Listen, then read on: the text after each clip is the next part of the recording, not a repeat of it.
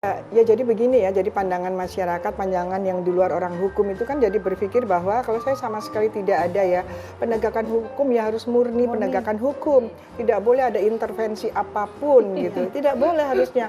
Apalagi Mbak Wiwi tadi kan sampai berasumsi prediksi jauh sekali akan mengatur nanti bahkan dua poros bahkan tunggal lawan kotak kosong gitu kan intinya gitu sampai begitu kan menimbulkan praduga seperti itu. Saya juga Putri kan tidak mengatakan ada intervensi politik, tapi kalau orang berprasangka dalam politik itu seolah-olah ada intervensi, nggak apa-apa. Jadi itu anggapan orang, ya berasumsi, berprejudice yang saya bilang tadi. Ya. Tapi sebenarnya menurut saya tidak ada itu intervensi politik. Menurut saya ini murni hukum.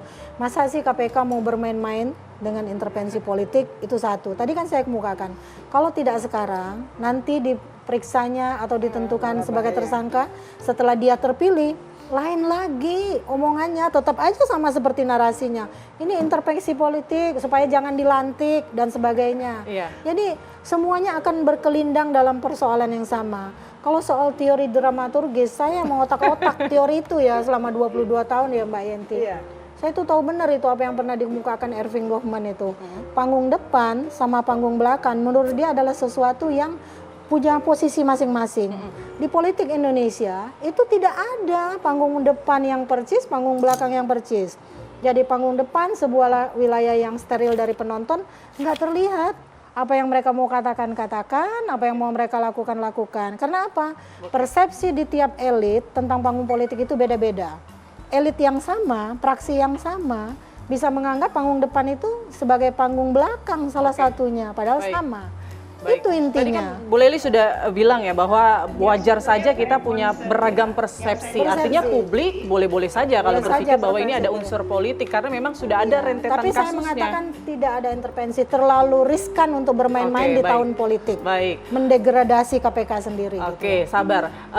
Kenapa bisa publik punya persepsi soal adanya unsur politik di dalam kasus ini? Karena memang sudah ada rentetan kasus yang sudah kita rangkum, dan berikut informasinya pemirsa. Ini ada sejumlah kasus atau peristiwa yang mungkin membuat warga kita kemudian punya persepsi bahwa penegakan hukum ini ada unsur atau intervensi politiknya.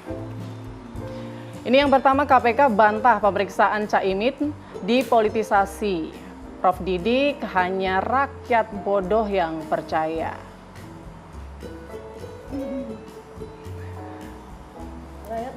Nah ini selanjutnya nih ada juga nih KPK panggil Muhaimin Iskandar, baru dideklarasikan jadi cawapres langsung dipanggil KPK. Kemudian juga ada peristiwa pemanggilan Anies Baswedan oleh KPK dinilai tak pengaruhi elektabilitasnya sebagai bakal capres. Ini jauh sekali nih kasus-kasus Formula E sebelumnya nih yang kemudian terungkap lagi nih, naik lagi begitu. Jadi wajar sebenarnya publik memiliki persepsi, asumsi soal lebih kental sebenarnya urusan politiknya ketimbang urusan hukumnya begitu. Iya, memang ini dinamika yang nggak bisa kita tapikan ya. Apalagi mereka adalah elit. Jadi dalam komunikasi itu kan yang dinamakan komunikator politik itu bisa dikelompokkan menjadi 4, elit communication. Nah mereka ini KPK termasuk elit loh. Pemerintahan Pak Jokowi juga termasuk, mereka-mereka yang akan jadi bakal calon ini semuanya juga elit. Nanti ada hegemonic communication namanya. Nah bagaimana mereka-mereka yang dianggap punya peran nanti menentukan siapa figur-figur.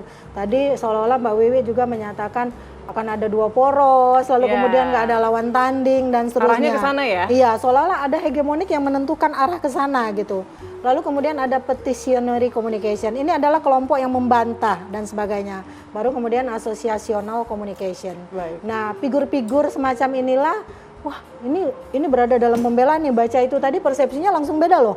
Ada yang bilang, ini gimana sih Caimin diperiksa sekarang, kalau diperiksa nanti juga salah gitu kan. Setelah terpilih, mana tahu garis tangannya atau tidak terpilih sudah tertulis di Lauh Mahfuz ya bahwa dia akan menjadi wakil presiden, lalu kemudian baru ditetapkan sebagai tersangka, masalah lagi. Benar. Tapi itulah namanya dinamika komunikasi politik berlangsung, pesan-pesannya irreversible. Jadi nggak bisa ditarik kembali kalau sudah dilengkapi. Kami cuma uji coba kok sama Caimin, nggak bisa ngomong gitu.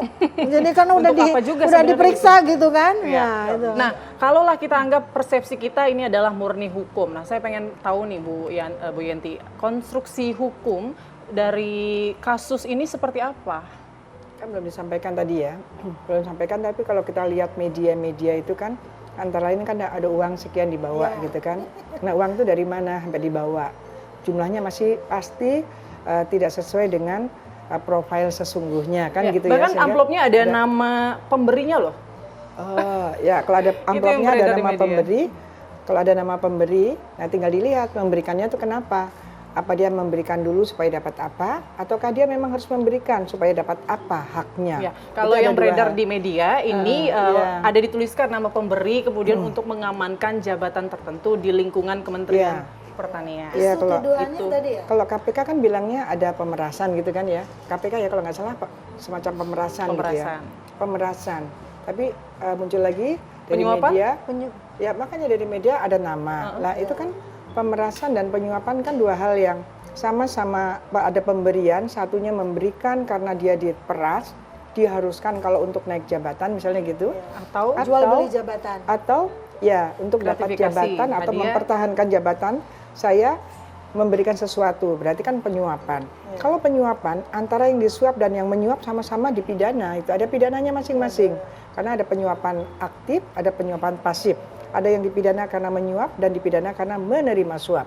Tetapi kemudian kalau pemerasan ya satu cannot denial ya kalau diperasa ya nggak bisa apa-apa, terpaksa harus memberikan gitu ya. Ya kalau kan itu misalnya pemerasan. Kalau misalnya benar terjadi nih penyuapan, kemudian pemberi dan penerima ini juga akan dipidana begitu. Artinya ini agak ngeri ya, bisa jadi semua pegawai ataupun pejabat di Kementerian Pertanian ini bisa tertarik juga nih kasusnya. Iya, nanti didalami. Kalau tadi dibilang, saya juga baru dengar kalau ada nama-nama gitu kan. Nah nanti kan akan didalami.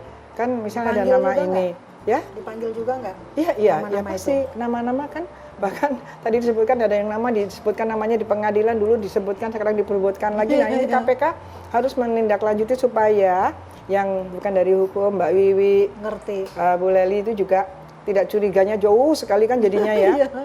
Caimin 2012, padahal kalau mau bicara kenapa 2019 juga tidak gitu kan. Kenapa baru sekarang kan? Ataukah itu memang masalah buktinya, alat buktinya baru ketemu sekarang. Nah itu kan sampaikan saja gitu kan. Dan bisa sampaikan KPK yang lalu bagaimana. Jadi bukan KPK yang sekarang aja ya yang bermasalah dengan yang tadi disebutkan Caimin tadi. Nah berkaitan dengan ada nama dan berkaitan dengan disampaikan bahwa ini ada perbuatan pemerasan, ya nanti pemerasannya mau masuk mana ini? Bisa aja memeras itu kan melawan hukum. Melawan hukum, memperkaya diri sendiri atau orang lain, dan kemudian menimbulkan kerugian negara tentu tidak. Ini kan bukan masalah kerugian negara kalau berkaitan dengan materinya. Tapi kalau berkaitan dengan ini ya, berbicara morally corrupt itu kan kerugian itu sebetulnya tidak harus bentuk betul-betul uang loh ya. Kalau orang menyuap, terus orang yang tidak kompeten dijadikan pejabat, yang rugi kan ada kerugian juga, kerugian yang lebih parah lagi karena orang yang tidak amanah ini jadi menjabat kan, itu ada kerugian juga kan.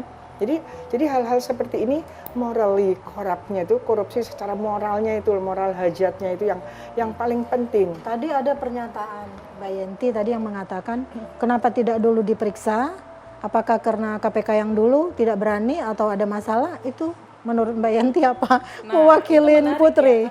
Kasus ini sebetulnya sudah diadukan atau ada pelaporan itu dari tahun lalu, namun baru Januari 2023 ini kemudian KPK akhirnya menyelidiki kasus ini. Kemudian juga baru Juni pada akhirnya melakukan gelar perkara. Kita masih akan bahas soal itu. Kenapa KPK baru memproses itu semua saat ini? Sesaat lagi Perempuan Bicara akan kembali.